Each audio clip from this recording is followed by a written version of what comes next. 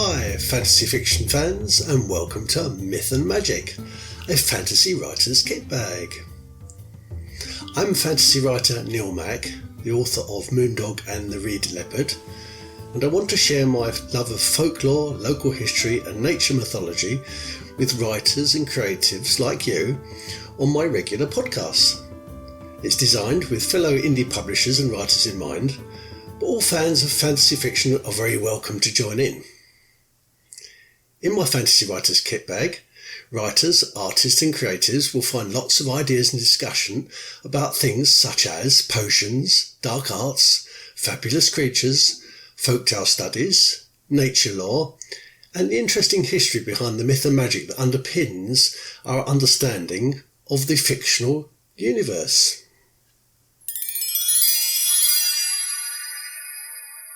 Locus in quo. Chertsey. Chertsey, Chertsey, is a town on the Thames side near where I live, and it's located in the Runnymede district, and it's where my two daughters went to school.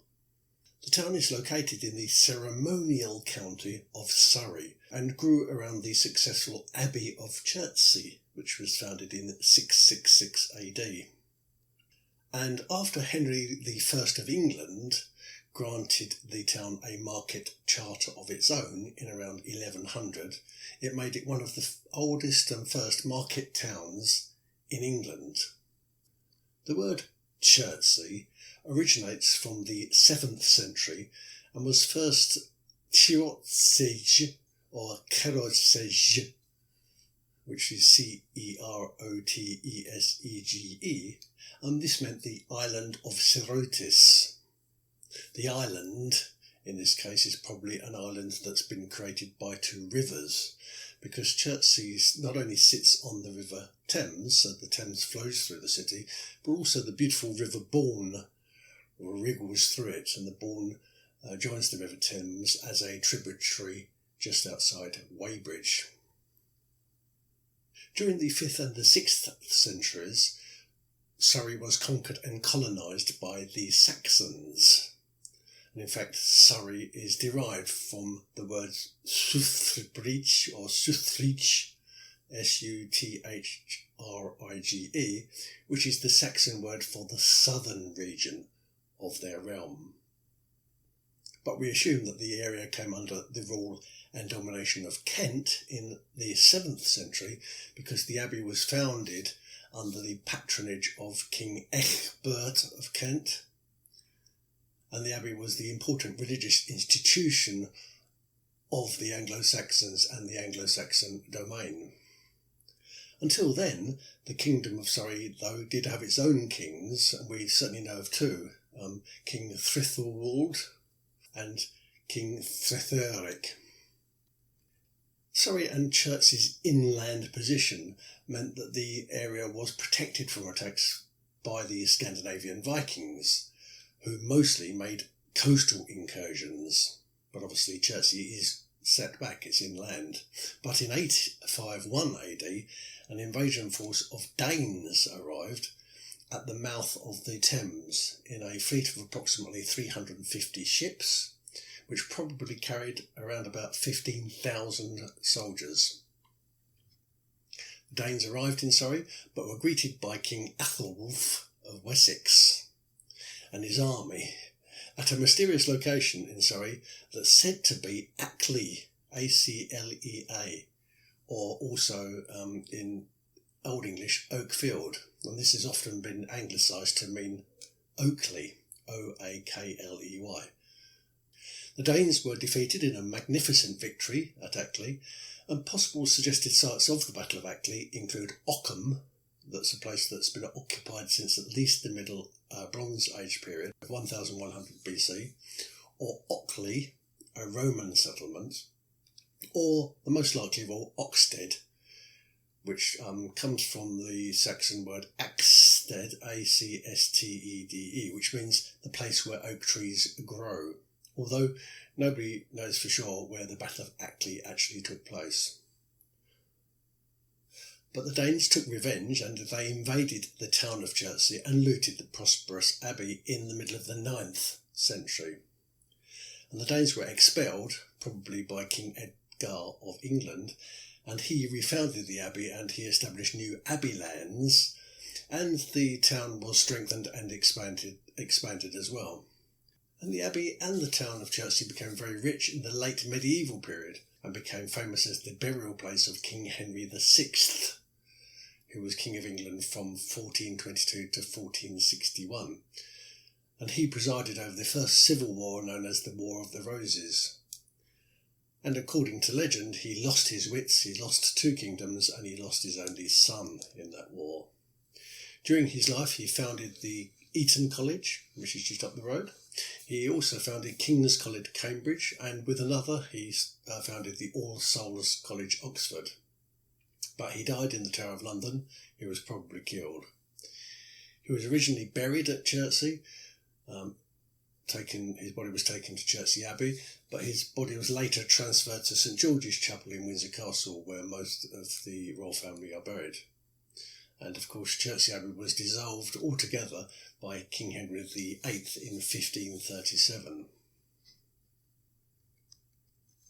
Chertsey is the home of the legendary heroine Blanche Heriot, Heriot. Her history unfolds during the period of the War of the Roses I just mentioned, and her history comes about just after the death of Henry VI and during the reign of his enemy, Edward IV of England, who was the leader of the Yorkist army and probably was the one who had the earlier king killed in the Tower of London. Blanche was a Chertsey girl, and she had a lover named Neville Audley, Audley, who had been far away in these wars, fighting on the Lancastrian side, so fighting against Edward IV of England. He returned to Chertsey with a price on his head, and he told Blanche that he intended to escape to the continent, where he might at least be safe until the Civil War ended. However, somebody ratted on him and he was detained by Yorkist soldiers who were stationed in Chertsey at that time. He killed a soldier and a dog, and he fled to Chertsey Abbey, where he sought refuge. And in those days, if you sought refuge inside a religious sanctuary, you couldn't be taken from it. However, the Yorkish soldiers came after him, and they abducted him from that place of refuge. They told him that he would be executed the following day, and in those days, and probably since the Danish raids, the town of Chertsey had a curfew bell that rang at dusk. It rang at dusk to get townspeople back into the safety of their walls. And Neville was told that he'd be executed at the ring of the curfew bell on the following day. A mutual friend of Blanche Heriot and Neville Audley was a guy named Herrick Evenden, and he agreed to take a token. It was actually a ring that a Yorkist nobleman had given Neville for sparing his life in the War of the Roses up north. He agreed to take this ring to London and to ask for a favour. He was going to ask this Yorkist nobleman to send a favour that his life might be saved. Anyway, Herrick Evenden went off to do this task. And obviously the day went on, and eventually Neville Audley was dragged out to be executed. But Herrick Evenden was seen by the townspeople of Chertsey as he approached Laleham Ferry, which is about half a mile away from Chertsey, as if he was about to cross the River Thames on his return from London, and having successfully obtained the documentation that was required to save Neville's life. When she heard this news, and realising that her sweetheart's life depended on delaying the dreaded curfew bell, Blanche rushed to the bell tower and she ran up the rickety stairs. She ducked under the heavy cast-iron bell and she clung on to the clapper, which is the hammer bit in the middle of the bell. Despite being dashed against the bell and against the frame, she held on to it until she could not hold on anymore, but at least using her body As a muffler, she stopped it from ringing. The sexton of the bell tower, who was an officer of the church, arrived, and he was accompanied by Yorkist soldiers, and they climbed the tower to investigate why the bell hadn't been rung. But by then, Herrick Evenden arrived into the town, and he passed the pardon across to the soldiers who had restrained Neville Audley, which meant that Neville Audley would not be executed. And according to one conclusion, which I suppose is the happy ending, Neville and Blanche were married shortly after this because he was released and they were able to continue their life. Unfortunately, there's a less happy ending, and it's this. Blanche Heriot was smashed to bits by the heavy bell, and although Neville Audley was released without charge, he was released out of sympathy more than out of anything else. Chertsey.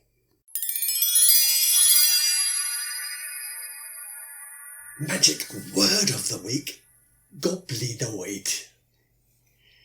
Have you ever heard the word goblinoid? The words gobeline, goblin, goblin, goblino, of course goblin, all derive from the name of a devil or a daemon called Gobelin, Gobelin.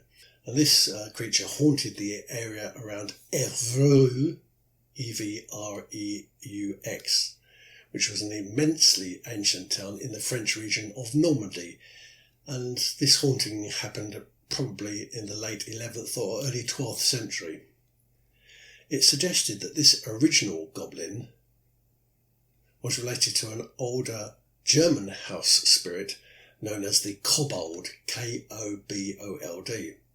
Now, the ancient Greeks, they knew all about kabalos, and they described them as mischievous creatures fond of tricking and frightening mortals. And in fact, the heroic son of Zeus, Heracles, he was actually robbed by one of these impudent, mischievous gnome dwarfs as he slept.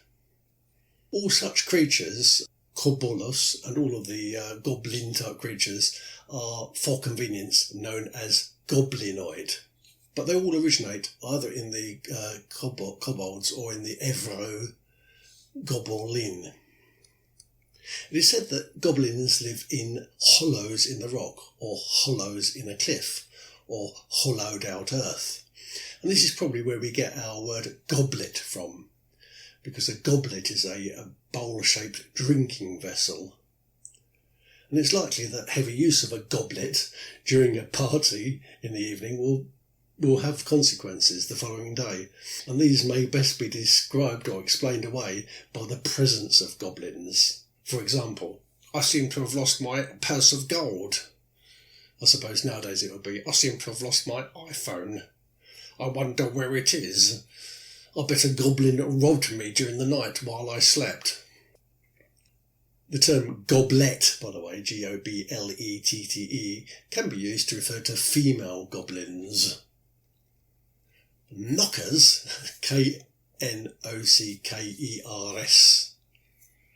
also known as Bucca or Bucca, B-U-C-C-A, and the American Tommyknocker, which you probably will have heard of, whose legend was brought across to the Americas by immigrant Welsh and Cornish miners, are what you call the things that go bump in mines. And knockers are related, and if not exactly the same thing, as goblins, because they tend to live in hollows in cliffs, or hollows in rocks, or hollows in earths. And this is why they're connected with mines and with mining folk. Now, it's of course completely possible that when you spend your entire working life in a dark mine that's lit only by a few lanterns, your mind will start to invent reasons for the weird noises you start to hear.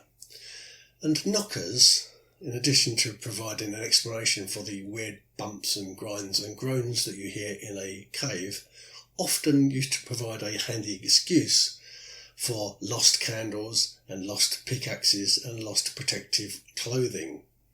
So a miner might well suggest to the mine owner, once he appeared in daylight, that he'd been robbed by knockers. A knocker appears in the Ironwood tree, which is the fourth book, by the way, in the Spiderwick Chronicles. But going back to goblins, almost all cultures have goblins. Most are described as trickster spirits or mischievous spirits, rather than out-and-out truly evil. And goblins like to tease humans. Native American, Japanese, Chinese, Korean, Indian, and even Islamic cultures all have goblinoid creatures. And in the Marvel comics, you'll know of the supervillain called Green Goblin, and he was originally an ancient demon that had been found inside an Egyptian-like sarcophagus. But the character Norman Osborn later discovered and was exposed to a goblin formula, and so therefore he took on goblinoid attributes. And the early story genesis, the thing about a demon being found inside a sarcophagus, that story genesis was dropped in favour of the Norman Osborn story. But there you are. What's a goblinoid? Well, that's what it is.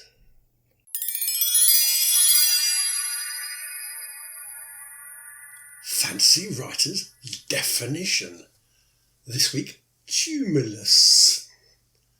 A tumulus, T-U-M-U-L-U-S, and the plural of a tumulus is a tumuli, is a mound of earth or stones raised over a grave or graves. Tumuli are known as barrows or burial mounds, or in Central Asia and the eastern regions, or in Indo-European culture, they're known as kurgans, K-U-R-G-A-N-S, which is a word that has Proto-Turkic origins. The long barrows and the round barrows that are found all over the British Isles are tumuli. The word tumulus, by the way, comes from the Latin that means mound, and in other words, a swelling. And it's where we derive our modern English words for tumour and for tumescent and for thumb and even for thigh, all come from tumulus. Mound building is seen throughout the entire world, even in the USA. Thousands of tumuli were built by the Native American and the Mesoamerican cultures, and they date back to as early as 3400 BC. And this is the same period as the passage tombs were being built on the island of Ireland, and the Stone Age Egyptians founded the culture of Nakada, which is based on the cult of Set, who's the god of deserts, and who has the face of a fennec fox. So the Native Americans built their tumuli way back then, and many of those tumuli still survive, especially along the Mississippi and the Tennessee and the Ohio rivers. But many more, and probably the largest proportion, I'm sad to say, have been destroyed by development or by grave digging or by grave robbing.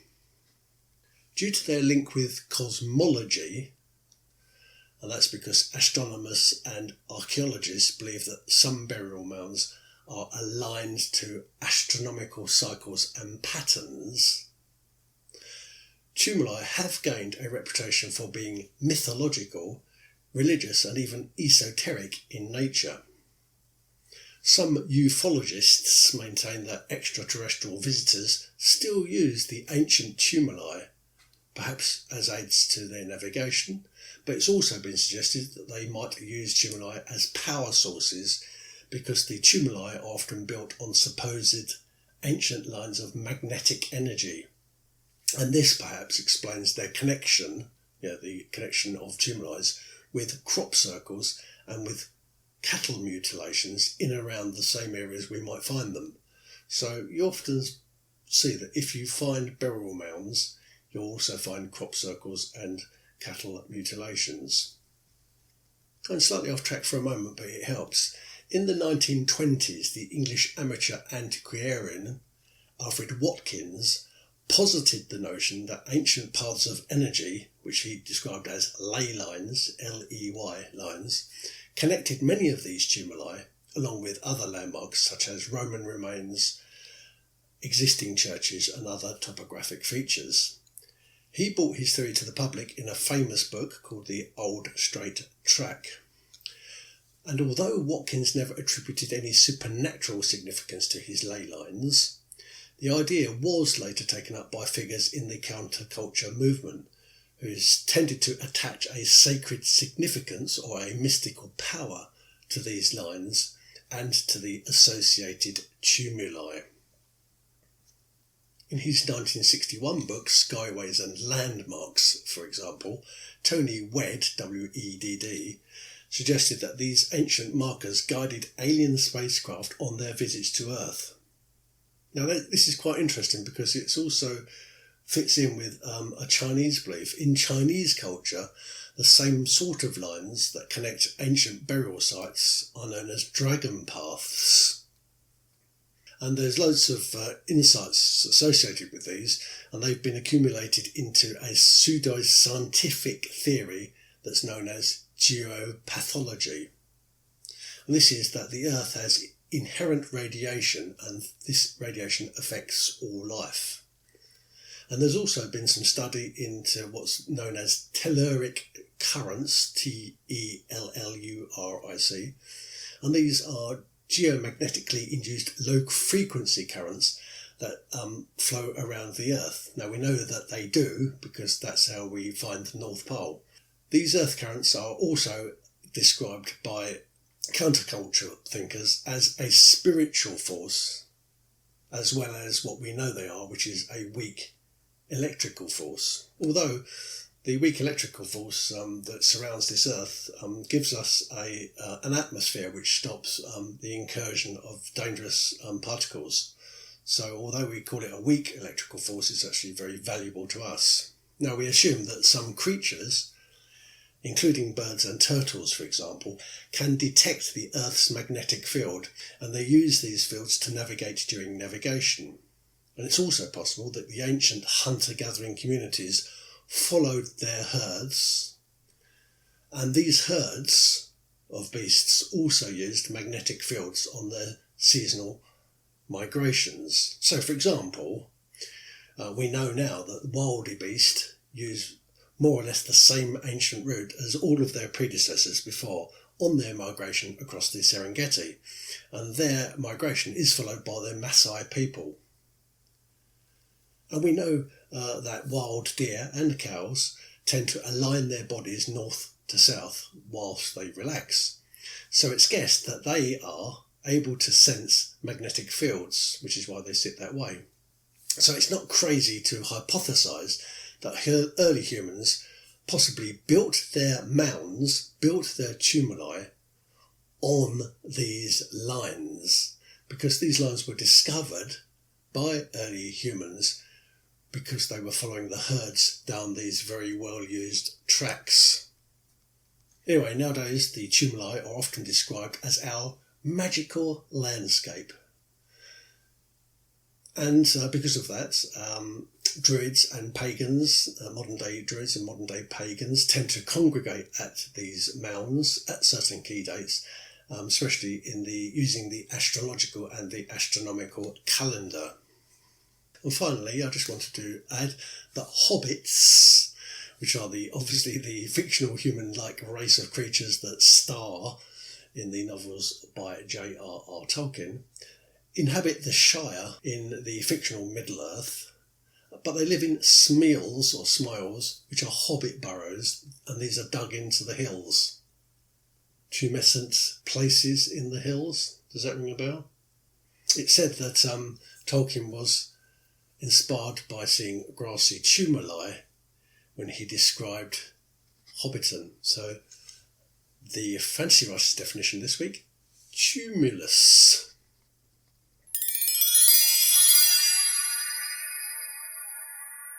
Fabulous creature of the week. This week, the firedrake. Both the King of Wessex and the last native Prince of Wales, Owain Glyndŵr, went into battle brandishing their flags and pennants that bore the image of a wyver, W-I-V-E-R. And a wyver is the Old English word for light javelin. It wasn't until the 17th century, when heraldry was codified, that a light javelin became what we now know to be a wyvern. That word comes from the original image, wyver. And a wyvern is a winged, two-footed dragon. But before then, the resemblances between the size and shape of javelins and snakes had been seized upon by artists and by military people, and the military came up with the idea that there might be something out there, a weapon, that's sharp enough and venomous enough and white hot enough to pierce an enemy's armour. And that thing was a light javelin. Not just an ordinary javelin, a light javelin. And the light javelin was kind of half draconic creature and also half a pole weapon. Their concept of winged snakes actually comes from much earlier, and it comes from a mythology that probably originated in the Green One, or the Wadjet, W-A-D-J-E-T, of ancient Egypt.